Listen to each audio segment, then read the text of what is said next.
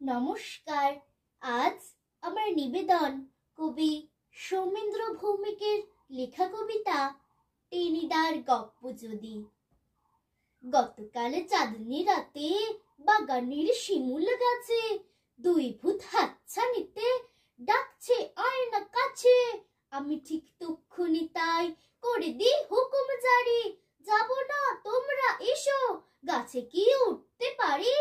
তক্ষুনি ভূত দুটো না হা হা বলল হেসে, বাবা সাহস দেখো আমাদের সামনে এসে, দাঁড়ানো ভয় ডর নেই, ছেলেটা বড্ড চোখা, টেনিদার গপ্প জানি শুনে যা দুষ্ট খোকা।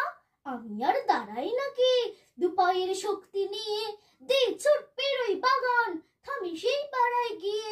টেনিদার গপ্প যদি রাতে কাল বলতো তালে, হাসিতেই পেট ফাটিতাম দিতকে হাসপাতালে। হাসিতেই পেট ফাটিতাম দিতকে হাসপাতালে, হাসিতেই পেট ফাটিতাম দিতকে হাসপাতালে। নমস্কার।